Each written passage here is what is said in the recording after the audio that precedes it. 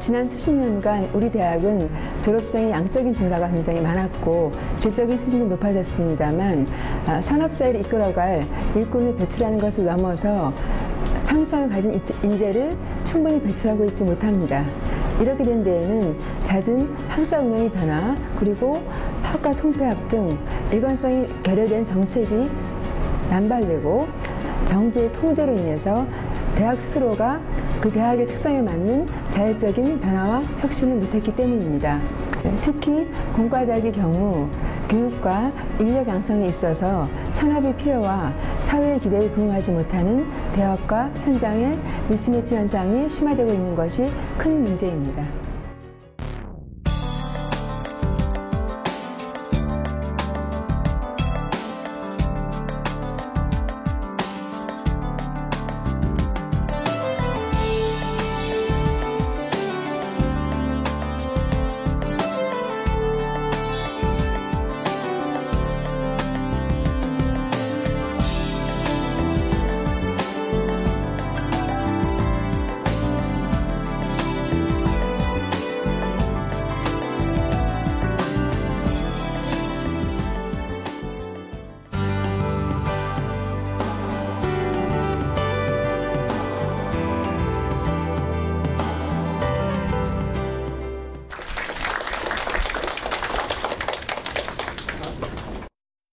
저희 우리 한국과학기술기획평가원은 그 이름이 말하는 대로 과학기술 분야의 기획과 평가를 하는 그 전문 연구기관입니다. 그런데 그러한 과학기술을 하는 데는 가장 중요한 것이 사람입니다. 인재인데 그 인재를 배출하는 그 산실이 바로 대학입니다. 대학의 현 주소, 그리고 앞으로 나아가다 미래의 방향이 우리 과학기술이 를 기반으로 해서 우리나라가 발전하고 또 우리 과학기술기획평가원이 그 본연의 역할을 하는데 굉장히 중요하다는 측면에서 제가 또 평소에 가지고 있었던 대학에 대한 문제점, 그리고 이런 것들을 여러분과 함께 공유하는 시간을 갖기 위해서 이렇게 또 제가 직접 발제를 하게 됐습니다.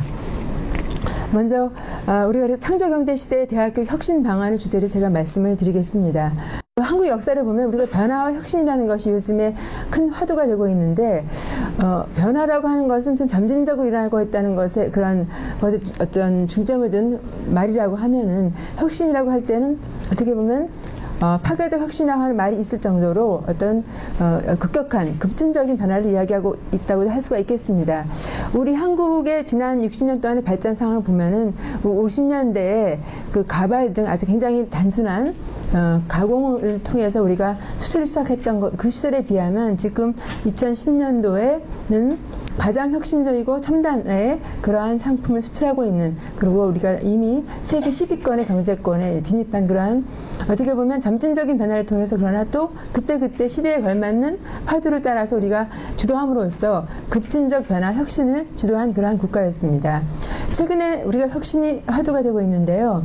가장 주목할 만한 기업 중에 하나가 구글이라고 할 수가 있겠습니다. 구글의 역사가 불과 20년이 안 됐죠. 처음에 우리가 알고 있는 검색 엔진으로 시작했습니다. 그런데 최근에 구글은 혁신의 중심이 돼서 앞으로 미래 사회의 중심이 되는 그 사물 인터넷의 중심이 되고 있습니다. 사물 인터넷의 그 플랫폼이 될 수 있는 그 무인 자동차, 그리고 스마트홈인 네스트, 그리고 인공지능인 딥마인드 등 그런 관련 기술을 스스로 자체 개발하거나 또는 관련 기업을 인수합병함으로써 그 혁신의 대명사가 되고 있을 정도로 세계는 급격하게 변하고 혁신을 요구하고 있습니다.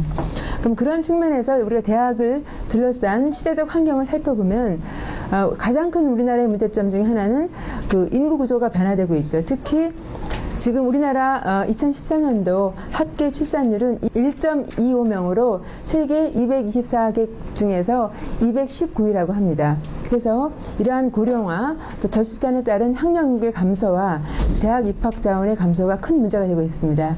향후 10년간 대학 이 입학 자원이 16만 명이 줄어드는 것으로 지금 집계되고 있습니다.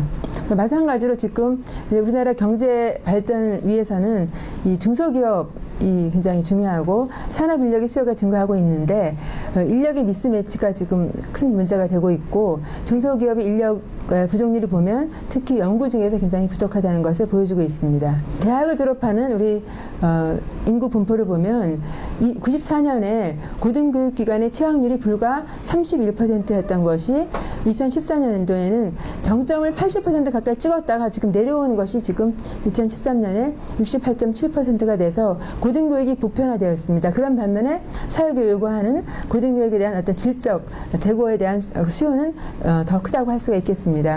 우리가 지금 창업이 굉장히 중요한 화두가 되고 있는데 이제 대학을 졸업해서 어떠한 기업에 고용되는 게 아니라 스스로 창업해서 새로운 기업을 만드는 그러한 기업가족 대학에 대한 수요도 또한 있습니다. 그리고 또 마찬가지로 그를 위해서 산학연의 협력이 그 어느 때보다 더 중요한 환경입니다. 지난 20년 동안만 해도 우리나라가 굉장히 특히 대학 부분에 있어서도 괄목할 만한 성과를 보여줬습니다. 대학의 수는 1994년에 4년제 대학이 131개였던 것이 2013년에는 185개가 되었고 4년제 대학생 수도 재학생 기준으로 113만 명에서 2배가 증가해서 212만 명이 되었습니다. 국내의 석사학위 취득자의 수도 2만 5천 명에서 3배가 증가해서 이제 8만 3천 명 정도 수준이 됐고 국내 박사학위 취득자 수도 3,800명에서 3배가 증가해서 역시 12,000명 수준이 돼가지고 고급 인력이 양적으로 많이 증가돼서 배출하고 있다는 것을 보여주고 있습니다.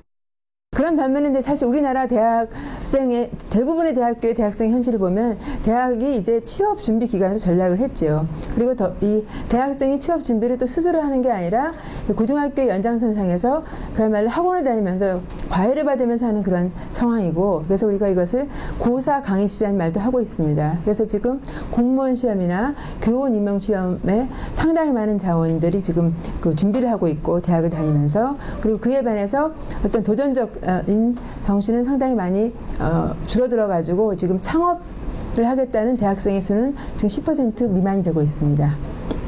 그리고 대학을 졸업한 사람들이 그 의학 전문 대학원이나 그다음에 그 로스쿨과 같은 전문 대학원에 가는 현상이 지나치게 심화되어 있습니다. 그래서 청년층의 선호 직장을 보면 국가기관으로 가고 싶은 사람이 28% 1위가 되고 그리고 공기업 17%. 그래서 어떤 창의 도전적인 정신이 우리 대학에서 실종되어 가고 있습니다. 그래서 지난 20년 동안 우리나라 대학 정책의 어떤 철학의 근간을 살펴보면 1995년 발표된 531 교육개혁 방안을 통해서 정부가 계속 바뀌었어도 그 철학을 통해서 우리가 이제 대학 정책이 마련됐다고 할 수가 있겠습니다. 기본적인 531 교육개혁의 철학은 산업사회에서 디지털정보 사회로 이동할 때 어떤 문명사적 대응을 하겠다는 그런 굉장히 거창한 목표였습니다. 좀 구체적으로 변화의 방향을 말씀드리면 공급자 중심의 교육에서 수요자 중심의 교육으로 가고 그 다음에 획일적인 교육에서 다양하고 특성화된 교육으로 가겠다는 것입니다. 그리고 규제와 통제 중심에서 자율성과 책무성의 바탕을 둔 교육을 운영을 하고 칠판과 분필 중심의 교육에서 교육의 정발을 통한 열린 교육으로 가겠다는 것 그리고 질려진 교육에서 평가를 통한 질 높은 교육으로 가겠다는 변화의 방향 자체는 굉장히 잘 세팅이 되어 있고 그 기조하에서 우리 지난 20년 동안 초중등 그리고 대학 교육의 변화를 겪어왔습니다. 그런데 문제점은 양적으로는 굉장히 좋은 성과 냈습니다만 그래서 그 추구하는 바의 질적인 성과 냈는지에 대해서는 우리가 좀 그 의문을 던질 필요가 있다고 생각합니다. 대표적으로 연구대 중심 대학 육성 사업의 경우에는 대학의 연구 역량이 굉장히 높아졌습니다만 그 반면에 그 학부 교육에 대한 관심이 저하돼서 오히려 학부 교육이 부실화된 측면이 또한 있습니다. 그리고 SCI 논문 등 양적 성과 중심의 평가 때문에 대학이 서열화되고 그 이제 논문의 양에 비해서는 논문의 질적 수준이 충분히 높아지지 않았다는 그러한 부작용도 있었습니다.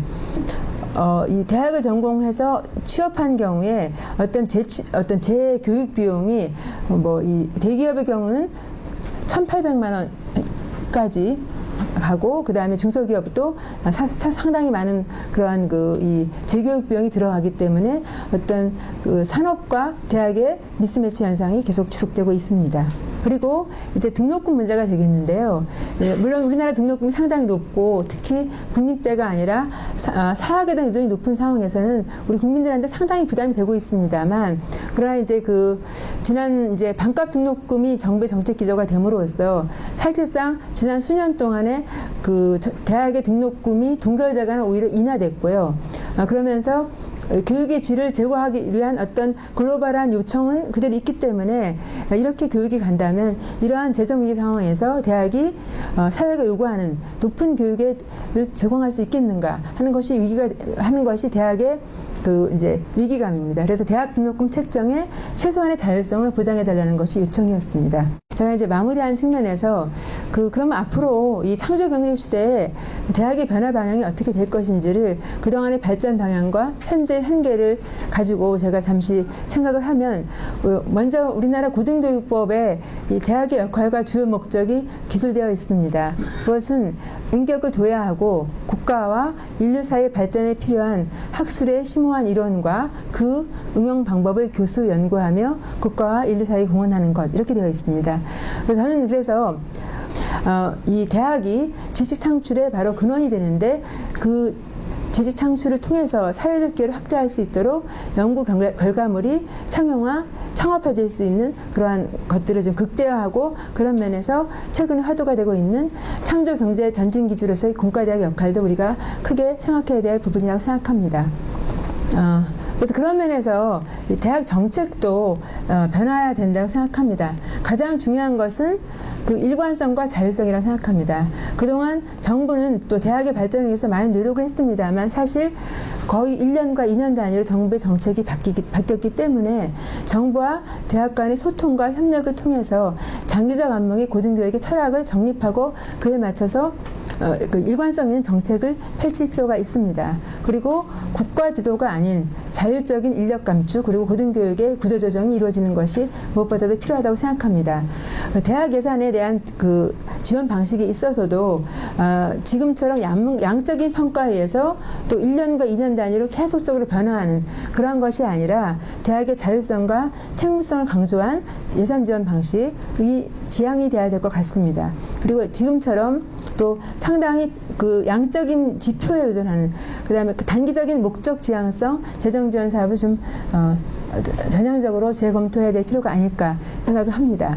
우리 대학도 변화하기 위해서는 스스로 대학 구성원도 자율성을 말할 수 있을 정도로 그만큼 비전과 철학을 가지고 소통하면서 어떤 리더십을 가져야 되고, 정부도 그와 더불어 이 대학에 있는 구성원과 협력하면서 이 대학이 바로 서가지고 또 대학이 세계의 중심이 돼서 대한민국이 세계 중심으로 다시 또 갈 수 있는 그러한 기반을 만들 수 있도록 우리 모두가 노력했으면 좋겠습니다. 네, 감사합니다.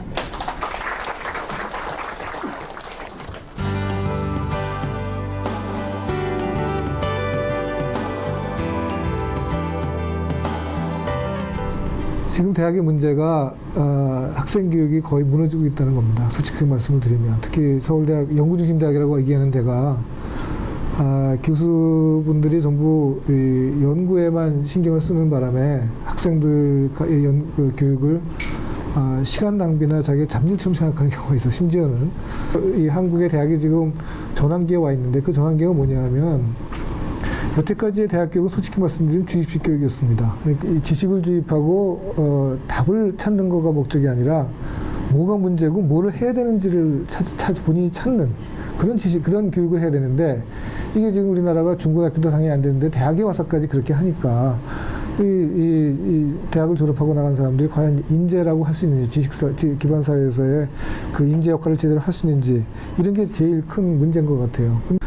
저는 이게 바뀌어야, 교수들이 교육에 신경을 쓰도록 바뀌어야 대학이 바뀔 거고, 그래야 우리가 정말 지식기반사에 걸맞는 인재를 양성할 수 있다고 봅니다. 지금처럼 그냥 내버려 두면 맨날 자기가 받은 대로 강의를 그냥 하고 주입식 교육하고 학생들은 자기네들끼리 놀고, 배우는 게 교수한테 배우는 게 아니라 지네끼리 배우는 거죠. 그게 지금 한국 대학의 가장 큰 문제라고 생각이 되고요. 미국 같은 대학에서는 아주 조그만 대학도 엄청나게 좋은 학생들이 가고, 거기에 철학이 확실하니까 그거를 좋아하는 사람들은 가고 그러는데 우리는 지금 그럴 수가 없는 겁니다. 그러니까 대학 자체가 차별화된 그런 그 상품을 내놓지 못하고 있는 거죠. 그러니까 당연히 그냥 그 학생들의 카테라는 거죠. 서열화가 되고 그거는 뭐 강남에 있는 뭐 학원들이 또 정하고 뭐 배치표란 걸로 그러니까 그게 또 이제 이상하게 권력화가 되고 이런 식으로 해서 대학이 사교육가 없죠. 휘둘리기도 하고 뭐 하여튼 그런 문제가 이게 근본적인 문제라고 생각이 듭니다. 어떻게 하면은 한국의 대학이 훌륭한 인재들을 잘 길러서 기업이 원하는 방향으로 지속적으로 공급해 줄 수 있겠는가. 조금 전에 우리 박영하 원장님 발표도 그렇고 오세정 교수님이 발표도 그랬듯이 대학 교육의 질, 훌륭한 인재를 육성하는 쪽에 여러 가지 이슈들과 이런 아이디어들 말씀을 하셨습니다. 뭐 거기에 대해서 제가 특별히 더 보탤 것은 없다고 생각하고요. 다만 저는 이제 산학협력이라고 조금 이제 좁혀서 한번 차원에서 바람직한 산학협력이 어떻게 되면 좋겠는가 하는 데 대해서 꽤 오랫동안 저희가 고민도 하고 생각했던 방향을 좀 말씀을 드렸으면 합니다. 산학협력의 방향에 있어서는 그래서 저희는 기업들은 이렇게 굉장히 바쁘게 움직여야 되기 때문에 10년 후를 내다보고서 어떤 기초기술을 우리가 개발한다 하는 것은 이제 정말 어려운 게 아니라 불가능하다 생각합니다. 한국 기업뿐 아니다. 전 세계 어느 기업에 물어보십시오. 이제 할 수 있는 거는 좋은 대학이나 또는 연구소에 이런 기초기술을 말하자면 연구하는 것을 의뢰를 하고 기업들은 이제 그런 좋은 결과들을 활용할 수 있으면 되는데 여기에 이제 중요한 포인트가 있다고 생각합니다. 뭐냐? 한 10몇 년 전에 이제 한국이 국가에서 국내 연구개발에 될 수 있는 자금이 국가 예산에 한 3조 원 되던 시절이 있었습니다. 그때 국가의 규모에 보면 적은 돈은 아니었습니다. 그러나 10몇 년이 지나서 이제는 국가 R&D 자금이 16조, 7조 이렇게 올라왔습니다. 저는 국가의 연구개발의 기획 또는 평가에 꽤 오랫동안 관여를 해왔기 때문에 그런 사정들 또 거기 흘러가면서 분위기를 어느 정도 알고 있다고 생각하는데 과거에는 너무 연구비가 없다 이러던 시절이 훌륭한 연구 교수님들도 많았습니다. 그때는 산학협력하자 그러면 많은 분들이 흥미를 보이고 쫓아와서 작은 자금이라도 연구비를 받으니까 좋았고 또 뿐만 아니라 기업과 연구개발 같이 한다니까 좋다 했습니다. 솔직히 말씀드리면 요새 산학협력 인기 없습니다. 우선 굉장히 큰 돈을 갖고 가야 관심을 보이고 또 많은 교수님들이 귀찮다 그럽니다. 죄송합니다만 할 말은 이렇게 해야 되겠죠. 왜 그러냐? 연구비 받을 때 많다는 겁니다. 국가에서. 그리고 국가 연구비 받으면 편하답니다. 누가 와서 따지지도 않고 기업은 돈도 얼마 주지 않으면서 와가지고 6개월 후에 결과 뭐 나왔느냐 보고 따지고 챌린지하고 이거 귀찮다는 거죠. 나 이런 거 받을 필요 없다. 편하게 연구하고 싶은데 안정적으로 연구하고 싶은데 어쨌거나 모든 교수님이 다 그렇다는 건 아니죠. 그러나 저희가 볼 때는 기업들이 요구하는 거 관심 없고 내가 연구하고 싶은 거 하겠다. 그래서 아주 훌륭한 결과 나오는 경우도 많이 있긴 하겠습니다만 또 많은 경우에 죄송합니다만 낭비되는 돈도 엄청나게 많을 수 있다고 생각합니다. 이제는 기초 연구를 하더라도 정말 방향을 잘 정하고 이것이 향후에 경제적으로 어떻게 실제 우리나라 또 꼭 우리나라만 얘기하는 거 아닙니다. 세계 어느 나라도 좋습니다. 실제 잘 활용될 수 있는데 기초 연구를 해야 되는가 하는 것이 한국뿐 아니라 전 세계의 큰 과제라고 생각합니다. 그런 측면에서는 저는 이제 기업의 역할은 대학이 어떤 기초 연구를 하는 데 있어서 좀 적극적으로 관여해서 이런 방향보다는 저런 방향으로 갑시다. 그 이유는 그렇습니다. 뭐냐? 우리가 결국은 사업을 알고 시장을 알고 소비자의 테이스트를 알고 하니까 같은 연구라도 이런 쪽으로 하면은 결국은 대학에 있는 연구자들도 좋은 겁니다. 왜냐? 자기가 개발한 것이 상업화되고 그것이 크게 히트를 치는 것이라는 분이 누가 있겠습니까? 그러나 그 과정에 있어서는 많은 챌린지도 겪고 같이 고민도 하고 이런 부분이 필요하겠죠. 기업이 단순히 가서 당신 이거 하시오 저거 하시오 간섭만 할 수는 없겠죠. 기업도 그렇다 보면은 그런 방향을 자기가 제시하는 방향에 대해서는 상당한 그런 이제 연구비도 실제로 부담을 하고 그래서 이런 것들이 국가의 연구비와 기업이 어느 정도 부담하는 연구비들을 합쳐서 기초연구센터들을 적극적으로 정말 이 경제에 임팩을 미칠 수 있는 방향으로 설립하는 것이 앞으로 매우 중요하다. 이런 개념은 과거에는 이제 그런 얘기 안 됐습니다만 앞으로 이게 우리가 바라보는 바람직한 산업혁명의 방향이 아닌가 이렇게 생각합니다. 마치겠습니다. 감사합니다.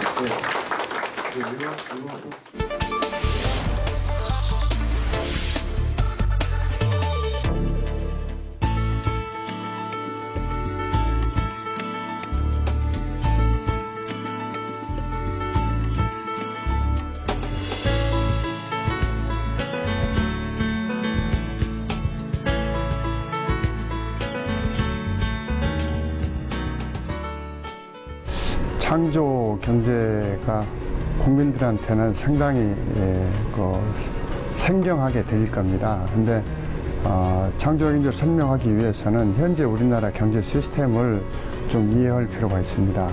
우리나라 경제 시스템은 모방 경제라고 볼 수가 있습니다.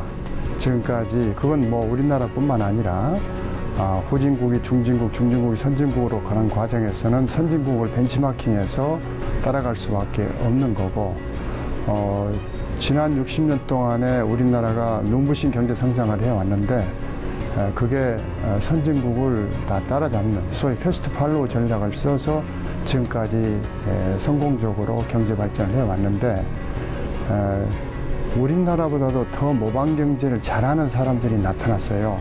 그게 누구냐면 중국입니다.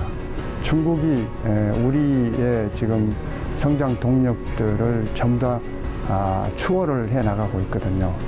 그래서 이제는 더 이상 모방 경제로는 어려우니까 우리도 이제는 퍼스트 무버로, 그게 결국 창조 경제죠. 모방 경제를 극복하기 위해서는 뭔가 새로운 혁신을 이뤄내서 뭔가 새로운 창조를 해내는, 그래서 퍼스트 무버로 가는 그런 그 경제를 창조 경제라고 이야기할 수가 있습니다. 그러니까 우리가 창조 경제를 가지 않으면은 더 이상 성장해 나갈 수 없기 때문에 이제는 모방 경제를 버리고 뛰어넘어서 창조 경제로 가야 한다, 그런 말씀입니다.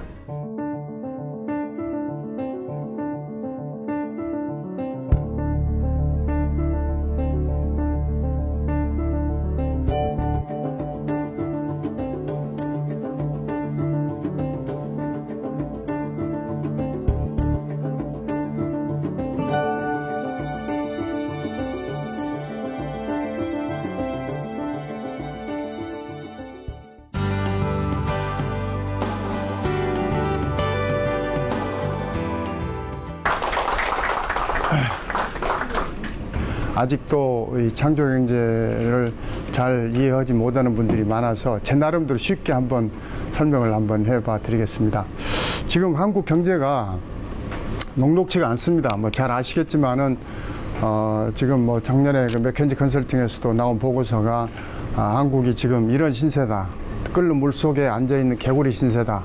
개구리가 물이 끓으면은 튀어나오면서 할 수가 있는데 지금 개구리 그 성격이 서서히 온도 변화에 둔감해 가지고 서서히 죽어가는 그런 형상입니다. 근데 대한민국 경제가 지금 위기가 닥쳐오고 있는데 그 위기를 위기로 인식하고 튀어나가면 되는데 위기로 인식하지 못하고 있다는 게 이제 위기라는 그런 말씀입니다. 근데 한국 경제가 왜 그러면 위기가 지금 다가오고 있느냐? 한국 경제가 지금 현재 성장 동력이 고갈되어 가고 있습니다. 지금까지 우리가 우리 사회를 지속적으로 성장시켜왔던 그런 성장 동력들이 이제 중국의 거센 추격 때문에 많은 부분에서 경쟁력을 상실해 가고 있습니다. 또 하나는 지금 우리 사회가 양극화되어 가면서 빈부격차가 심화되다 보니까 내수 경제가 살아나지 않고 있습니다. 또 하나는 저출산 고령화 문제 때문에 지금 또 우리 사회 내수가 줄어가고 있는 거죠. 이런 세 가지 문제 때문에 지금 우리나라 경제가 어려워진다고 예측을 하고 있는데 이 어느 하나도 지금 쉽게 해결하기가 쉽지 않은 그런 그 과제들입니다.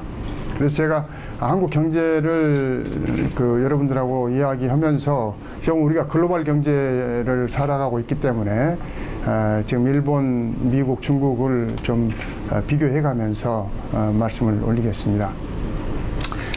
이웃나라 일본 그 사례를 우리가 한번 벤치마킹 고찰해 볼 필요가 있는데, 일본이 1987년도 우길 성천의 시대가 있었습니다. 지금으로부터 27년 전에 일본의 경제 성장이 아주 대단했습니다. 그래서 일본의 기업들이, 자본들이 미국을 아주 파죽지세로 사들이던 시절이 있었죠.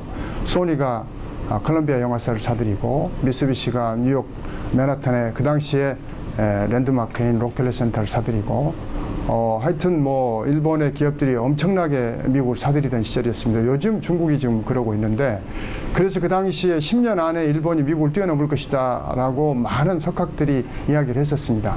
그런데 이게 지금 현재 어떻게 됐습니까? 지난 27년이 지난 지금 일본은 그 2위 자리도 중국에 넘겨준 지 오래고 지금 20년 장기 불황이 허덕이고 있고 지금 아베노믹스라고 해서 아베가 돈을 많이 풀어가지고 경제를 살리려고 하고 있는데 별로 효과가 나타나지 않고 있습니다. 이제는 어느 누구도 일본 경제를 주목하지 않습니다. 그러면 지난 27년 동안에 도대체 무슨 일이 있어서 일본 경제가 이렇게 어려워지고 그 당시에 금방이라도 1등 자리를 일본에 넘겨줄 뻔했던 미국은 아직도 전 세계 경제를 지금 주도해 나가는지 이 부분에 대해서 한번 고찰할 필요가 있습니다. 미국에 지금 제일 미국을 대표하는 기업 3개를 한번 생각해 보십시오. 지금 미국을 리딩해가고 있는 회사 3개를 꼽으라고 하면은 지금 시가총액인 1위인 애플, 그 다음에 구글, 페이스북 이렇게 꼽아도 아마 전혀 무리가 없을 겁니다. 그 다음에 그럼 일본 지금 대표 주자, 일본을 대표하고 있는 기업 3개를 꼽으라고 하면은 토요타, 소니, 미쓰비시 뭐 이렇게 꼽아도 무리가 없을 겁니다. 그러면 지금 현재 일본 이 3기업과 미국의 이 3기업의 차이를 한번 저희가 들여다보면은 재미난 현상이 보입니다. 일본의 이 3기업들은 토요타, 소니, 미쓰비시는 다 100년이 넘은 기업들입니다. 그러니까 이렇게 100년이 넘은 오래된 기업들에 의해서 일본 경제가 지탱이 되고 있는, 어떻게 보면 일본 경제가 노쇠한 그런 경제 시스템이라고 볼 수 있는 거고, 상대적으로 지금 미국의 이 3기업들 보면 페이스북 이제 10년 됐습니다. 10살입니다. 구글 20년 됐습니다. 제일 오래된 애플이 지금 36년, 36살 됐습니다. 그러니까 미국의 이런 기업들을 끊임없이 새로운 기업들이 만들어지면서 새로운 성장 동력을 만들어가는 그런 역동적인 경제 시스템을 미국은 가지고 있는 거고, 일본은 상대적으로 그렇지 못하다는 것이 지금 현재 미국과 일본을 가름하고 있는 그런 거라고 보여집니다. 그러니까 미국은 가장 똑똑한 젊은이들이 창업을 합니다. 미국의 가장 우수한 젊은이들, 뭐 스티브 잡스, 빌 게이츠, 마크 주커버그를 포함한 많은 똑똑한 우수한 젊은이들은 왜 내가 나무 밑에서 일해야, 내가 창업해가지고 세상을 변화시키고 부도 얻는 이런 그 도전 정신이 충만된 게 지금 미국 시스템인데, 상대적으로 일본을 보면은 가장 우수한 사람들이 뭐라냐면 대장성 관료입니다. 시험 보고 고시하고 이런 그 대기업에 들어가는 안정적인 직업을 선호하는 그런 그게 지금 일본과 미국의 전 차이라고 생각합니다. 그러면 지금 현재 우리가 또 중국과 우리 한국을 한번 비교해 보겠습니다. 중국에 지금 요즘 중국에서 가장 각광받고 있는 기업들을 3개를 한번 생각해 보십시오. 여러분들은 좀 생경하실란가 모르지만은 지금 세계의 각 그 언론이나 이런 데서 지금 가장 주목받는 기업이 중국에 3개가 있습니다. 그게 뭐냐면 알리바바, 그 다음에 텐센트, 그 다음에 바이두. 이게 지금 알리바바는 미국의 아마존, 이베이를 합친 것보다 더 많은 매출을 올리고 있는 세계 전자상거래에서 가장 선두주자에 있는 게 알리바바입니다. 그 다음에 텐센트는 여러분들 잘 아시겠지만 대한민국 카카오톡에 투자한 2대 주주입니다. 지금 전 세계적으로 이런 그 메시징 서비스에서 1위가 지금 가입자 1위가 지금 위챗이라는 중국의 우리와 같은 카카오톡 같은 건데, 그 위챗을 운영하고 있는 회사가 텐센트입니다. 그 다음에 바이두는 지금 중국의 구글입니다. 구글이 전 세계에서 명예를 떨치는데 중국하고 한국에서만 힘을 못 쓰고 있죠. 근데 중국에서는 이 바이두가 그 검색 시장을 장악을 하고 있습니다. 근데 지금 현재 알리바바가 올해 지금 나스닥 상장 예정인데, 상장되면 삼성전자의 시총하고 거의 비슷한 수준으로 상장될 거라고 예측을 하고 있고, 텐센트도 이미 그 수준에 지금 가 있습니다. 그 다음에 바이두도 마찬가지고. 근데 이 기업들은 다 지금 15년 된 기업들입니다. 14년, 15년, 16년 된 아주 젊은 기업들인데, 여기서 지금 중국의 혁신을 이 기업들이 리딩해 나가고 있습니다. 그럼 상대적으로 지금 대한민국을 대표하는 기업들을 한번 생각해 보세요. 삼성, 현대, LG, SK. 이 기업들 다 60, 70년 된, 어떻게 보면 오래된 기업들입니다. 이걸 대비해 보면 꼭 일본과 미국을 대비해 볼 수 있듯이 대한민국도 결국은 일본 시스템에 지금 비슷하다 이렇게 보고, 그렇게 되면 대한민국 경제도 상당히 어렵다.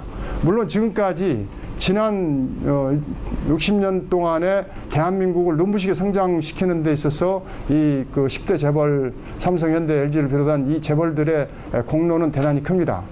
그러나 이분들의 더 이상은 이제는 성장 동력을 만들어내기 어려운 지금 그런 상황에 처해 있는 거고, 이 성장 동력은 혁신을 통해서 요즘은 만들어집니다. 옛날에는 성장 동력이라는 게 남의 걸 베껴가지고, 우리나라가 그 성장 동력을 다 그렇게 남을 모방해가지고 계속 성장을 해왔습니다. 이제는 그 방법이 더 이상 통하지 않는 상황이 됐기 때문에 그렇습니다. 그래서 이 작은 혁신은 대기업에서 잘 안 일어납니다. 왜냐하면 혁신이 대기업은 조직이 비대하고 관료화되어 있기 때문에 개인의 창의력이 발현되기가 대단히 어렵습니다. 전 세계적으로 대기업에서는 혁신이 잘 안 일어난다. 물론 일어나긴 일어나지만 잘 안 일어난다는 거죠. 그럼 혁신은 도대체 어디서 잘 일어나느냐? 혁신은 작은 기업에서, 특히 창업한 그런 기업에서 혁신이 잘 일어난다. 왜? 창업한 기업은 가지고 있는 게 창의력과 상상력 외에는 다른 게 아무것도 없기 때문에 그걸 극대화하는 과정 속에서 혁신이 일어날 수가 있다.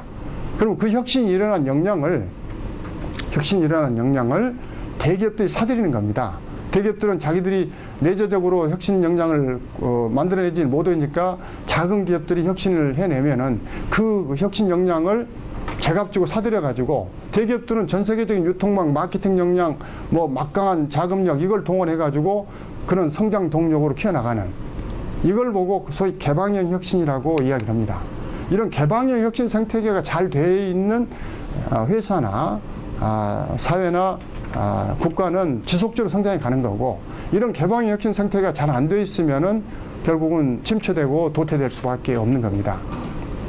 이런 사례를 제가 비교를 해드리면은 지금 제너럴 일렉트릭이라는 회사하고 또 이쪽에 노키아, 모토로라, 코닥 이런 회사들입니다.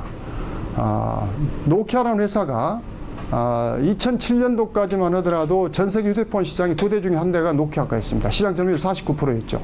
근데 그 노키아가 지금 어떻게 됐죠? 노키아가 지금은 마이크로소프트에 이제 흡수되어 버렸습니다. 그 회사가 망해서.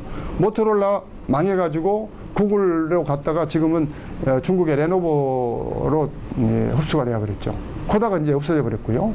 근데 지금 제너럴 일렉트릭은 120년 된 회사인데 지금도 자기 그 분야에서 지금 선두를 놓치지 않고 있습니다. GE라는 회사가 120년 전에 에디슨이 만든 회사인데, 이 GE라는 회사는 120년 동안 안 망한 것뿐만 아니라 항상 자기 분야에서 선두주자를 유지해 왔습니다. 그래서 이 도대체 GE라는 회사가 그렇게 오랫동안 그런 놀라운 성과를 내는 이유를 분석을 해봤더니, 지난 10년 동안에만 회사를 500개를 M&A를 한 겁니다. 그러니까 GE가 1년에 40개 내지 50개 회사를 M&A를 통해 가지고 외부에서 일어난 그런 작은 기업들이 만드는 혁신 역량을 끊임없이 사들여 가지고 GE가 가지고 있는 마케팅 역량과 그런 유통 영업 이런 데 태워 가지고 전 세계적인 성장 동력으로 키워온 거죠. 그러니까 GE가 옛날에는 30년 전에는 여러분들 텔레비전 생각해 보세요. 텔레비전, 에어컨, 냉장고 이런 걸 누가 제일 잘 만들었는지. 30년 전에는 제너럴 일렉트릭이었습니다. 10년 전에는 텔레비전 누가 제일 잘 만들었죠? 소니가 잘 만들었죠. 지금 삼성이 최고입니다. 그러면 지금 제너럴 일렉트릭 뭐 하고 있느냐? 제너럴 일렉트릭은 지금은 여러분들 병원에 가시면 MRI나 CT 또 뭐 원자력 발전소 터빈이라든지 이런 아주 고부가 가치 첨단 산업으로 지금 가고 있는 거죠. 이렇듯이 개방형 혁신이 잘 되는 조직은 끊임없이 성장해 가는 거고, 개방형 혁신을 모든 노키아나 모토로라, 코닥은 결국은 망해 간 겁니다. 10년 전에 소니가 지금 삼성보다도 훨씬 더 위세가 등등했습니다. 전 세계에서 가전이나 이런 부분에서는 소니의 위세는 정말 대단했는데 지금은 어떻게 됐습니까? 지금 삼성전자가 소니, 샤프 뭐 이걸 다 합친 것보다 더 압도하고 있는 상황이거든요. 그러니까 이런 개방의 혁신을 못 해내면은 삼성도 제가 볼 때는 앞으로 5년 후 10년 후에 어떻게 될지 모른다는 이야기입니다. 그래서 이 개방의 혁신이 왕성한 그런 실리콘밸리는 끊임없이 지금 M&A가 일어나고 있습니다. 작은 기업이 뭔가를 만들어내면은 그걸 제값 주고 사주는 거죠. 지금 이 카카오톡 같은 화스앱이라는 게 미국하고 유럽에서는 제일 갈증을 많이 가지고 있습니다. 화스앱이 한 4억 5천만 명을 가지고 있는 화스앱인데 이 회사 직원이 55명입니다. 55명인데 페이스북이 올해 그것을 19조 원에 사들였습니다. 19조 원에. 직원 55명의 회사를 19조 원에 사들인 거죠. 이런 일들이 지금 미국에서는 뭐 비일비재하게 일어나고 있습니다. 근데 우리나라 대기업들은 이런 M&A에 대해서 대단히 인색합니다. 지금 이 세계에서 가장 혁신적인 차 누가 만들었을 것 같습니까? 지금 대기업들이 차량 대기업들이 뭐 BMW, 벤츠, 뭐 만츠, 도요타, 크라이슬러, GM 뭐 수없이 많은 그런 자동차 회사들이 많은데 한국 현대차까지 포함해서 작년에 가장 혁신적인 차, 가장 안전한 차, 최고 차로 뽑힌 차가 있습니다. 그게 그런 대기업이 아니라 아까 말씀하신 테슬라입니다. 이 테슬라가 전기차를 작년에 제가 여기 실리콘밸리 가서 봤는데 정말 제가 보고 깜짝 놀랐어요. 이대로 가면은 지금 대한민국 어떻게 될 것인가. 저는 사실 전기차 시장이 이렇게 빨리 오리라고 생각 못 했습니다. 지금 현재 기존의 자동차 시장이 워낙에 지금 잘 성장하고 있고 또 석유산업, 석유업자들이 있기 때문에 이 전기차가 아무리 기술이 좋아도 그렇게 빨리 상용화 될 것인가 이렇게 생각을 했는데 제가 그 실리콘밸리 작년에 가서 보니까 벌써 2만 5천 대를 작년에만 팔았습니다. 테슬라가. 그것도 실리콘밸리의 가장 부자들한테 BMW, 벤츠를 제끼고 이게 지금 제일 많이 팔리는 차가 되어 있더라고요. 근데 제가 차를 타보니까 뭐 정말 무섭더라고요. 이게 지금 앞에 본네트인데 본네트를 열면은 우리 지금 기존 차는 엔진부터 시작해서 수만 가지의 지금 부품이 들어가 있거든요. 보통 우리가 타고 다니는 차가 부품이 한 3만 가지 됩니다. 근데 이게 아무것도 없어요. 그 다음에 구동장치는 타이어 4개 위에 올라가 있는 이 배터리, 노트북에 있는 배터리, 기술 혁신도 아닙니다. 노트북에 있는 배터리 천장 묶어가지고 연결시켜가지고 모터 하나 달랑 붙어가지고 이게 전체가 파워트레인입니다. 아무것도 없어요. 그리고 차체 안에 가서 이런 그 태블릿 PC 하나 들어있는 거고. 근데 부품이 제가 볼 때 가지수가 한 1000가지도 안 됩니다. 근데 지금 우리나라 현대자동차의 납품원은 부품 업체들 이 사람들 제가 볼 때 앞으로 어떻게 될 것인가 이 걱정이 정말 앞서더라고요. 근데 이런 차를 이 차가 이게 뭐 한 번 충전하면 400km 이상을 가고 또 100km 가는데 4.2초 만에 가니까 뭐 차로서는 완벽합니다. 제가 볼 때. 이걸 얼마나 이제 보급하느냐 이 문제인데 제가 볼 때 미국 정부는 이미 전기차로 가버렸어요.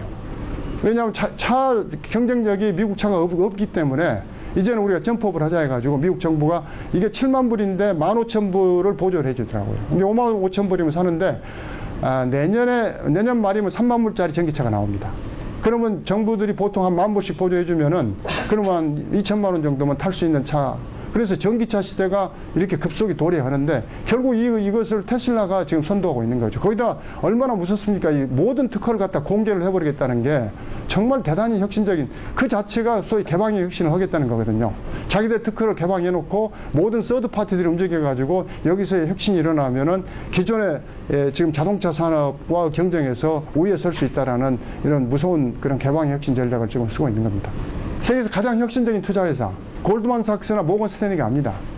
세계에서 가장 혁신적인 투자회사 킥스타트닷컴이라는 미국의 크라우드 펀딩하는 회사입니다. 이 회사도 2009년도에 만들어졌어요. 이게 뭐냐면은 우리가 뭔가 이제 제가 엔젤 투자자니까 사람들이 어떤 그 제품을 프로토타입을 만들어 가지고 저를 찾아와요. 이걸 양산하면 돈이 됩니다. 그러니까 좀 투자 좀 해주십시오. 그럼 제가 이 사람들한테 하는 이야기가 그 제품이 있으면 킥스타트닷컴에 올리세요. 올리면은 여기서 그 제품을 보고 미리 사주는 겁니다. 미리 그걸 보고 돈을 모아서 크라우드 펀딩을 해주면은 그러면 성공을 하면은 또 그 크라우드 펀딩이 성공을 하면 그 돈을 모아가지고 양산해가지고 그 사람들한테 이제 물건을 파는 이런 식의 그러니까 소위 투자로서는 대단히 똑똑한 투자자가 되는 거죠. 작년에만 이 그 킥스타트닷컴을 통해 가지고 5천억이 펀딩이 됐어요. 그리고 10,000건이 성공을 했습니다. 그래서 지금 현재 미국의 제조업이 새로 살아나고 있습니다. 미국이 지금 제조업이 누군가가 뭔가를 만들고 싶으면은 테크샵이라고 해가지고 거기에 하면 3D 프린터, 레이저 커터 뭐 이런 것들이 있어가지고 거기서 손쉽게 돈 100불만 주면은 자기가 만들고 싶으면 다 만들 수, 모형을 만들 수 있습니다.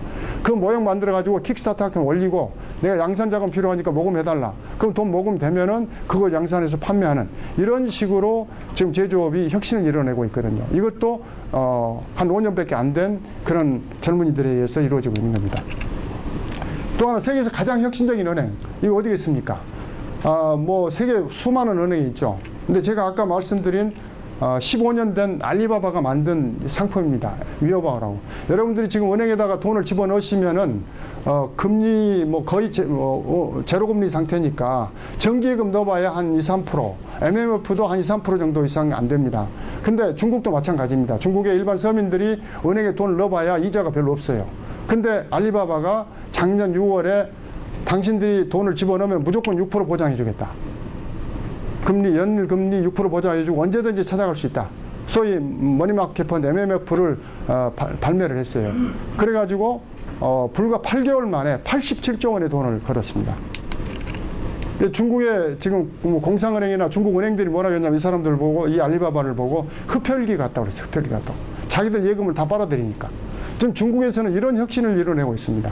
모든 산업에서 중국의 추격 때문에 대한민국이 어려워지고 있는 거고 지금 남아있는 게 삼성전자, 현대자동차인데 중국에 지금 삼성전자를 추격하는 기업이 10개가 넘습니다. 레노버, 화웨이, ZTE, 뭐 샤오미 해가지고 엄청난 지금 추격을 해오고 있고 현대자동차 같은 회사가 중국에 30개가 넘습니다. 모든 자동차 회사가 중국에 다 있는 거고 이대로 가면 제가 볼 때 3년, 5년 버티기가 쉽지 않습니다. 그럼 삼성전자, 현대자동차 어려워지면 대한민국 어떻게 살 것이냐. 그래서 결국은 이제는 퍼스트 무브로 가야 한다. 우리가 창조하지 않으면 대한민국은 어렵다. 근데 그러면은 창조 경제라는 게 그냥 가진다고 가지느냐. 창업을 활성화하는데 우리 부모들 다 지금 자기 자식 창업하는 거 다 반대합니다. 그 다음에 지금 대한민국의 대학 졸업생 55만 명 중에 30만 명이 구급 공무원 고시 준비하고 있습니다. 지금 대한민국에서 가장 1등 신랑감이 누구냐면 잘생긴 공무원, 2등 신랑감 못생긴 공무원, 3등 신랑감 이혼한 공무원 이런 이야기가 나올 정도로 대한민국에서 공무원을 제일 선호하는 나라가 돼 있어요. 이래가지고는 저는 대한민국 희망이 없다고 생각합니다. 실패를 용인하는 사회를 만들어야 합니다. 실패를 허용하는 사회, 실패를 용인하는 사회, 실패해도 두렵지 않은 사회 그런 사회를 만들어야지만이 젊은이들이 창업에 도전을 하는 겁니다. 우리나라 지금 창업했다가 실패하면 어떻게 됩니까? 창업했다 실패하면 신용불량자 됩니다. 창업에서 성공한 사람은 10%도 안 됩니다. 열에 9은 실패해요. 창업이라는 게 본래 그렇게 어렵습니다. 리스키하고. 미국의 실리콘밸리에서도 창업해가지고 성공 도달하기까지 보통 3.4회를 생각합니다. 3번 정도는 최소한 창업해야지 성공하더라. 근데 우리는 창업했다가 한 번 실패하면 신용불량자가 되니까. 그러잖아요. 1억 융자 받아가지고 창업했는데 못 갚으면 결국 망하면 그 돈 못 갚게 되고 그러면 신용불량자 되는 거죠. 그렇기 때문에 부모들이 자기 자식 창업하는 거 반대하는 거고. 이런 신용불량자를 양산하는 과정 속에서는 절대 누가 똑똑한 젊은이일수록 안전한 길을 가죠. 뭐 고시라든지 대기업 취업하려고 그러지 누가 창업하려고 그러겠습니까? 근데 상대적으로 미국은 어떠냐면은 창업하는 사람들한테 아이디어나 도전의 박수를 쳐주고 미국에는 엔젤 투자자가 30만 명이 있어요. 이 사람들이 뭐냐면은 창업하는 친구들, 젊은이들이 아이디어, 기술, 열정 이것만 보고 아무 조건 없이 돈을 5천만 원에서 한 몇 억까지 해줍니다. 투자해주고 단순히 돈만 투자해주는 게 아니라 자기가 가지고 있는 모든 경험 전수해주고 네트워킹 해주고 그래서 이 아이들이 성공할 수 있게끔 도와주는 거죠. 그 다음 후속 투자를 이어주고 그렇게끔 도와주는 엔젤 투자자가 30만 명이나 있어가지고 미국에는 이런 창업이 활성화되는 겁니다. 저는 이런 실패를 용인하는 그런 시스템을 우리가 도입을 해야 합니다. 지금 월드컵 축구가 열려서 아시겠지만은 전 세계가 월드컵에 각기 국가대표를 내보내고 있습니다. 미국 국가대표 내보내고 유럽도 국가대표 내보내는데 대한민국은 만약에 동료 축구선수 내보낸다고 생각해 보세요. 우리나라의 가장 똑똑한 젊은이들은 고시해버리고 그리고 동료 축구선수들이 대표 선수로 나가면은 절대 국가 경쟁력을 확보할 수가 없는 거죠. 그래서 저는 창조 경제를 가는 방향은 맞는데 창조 경제가 되기 위해서는 전체 국가 시스템을 좀 변화시켜야지만이 제대로 된 창조 경제가 저는 가능하다 이렇게 생각을 합니다. 제 말씀 여기서 마치겠습니다.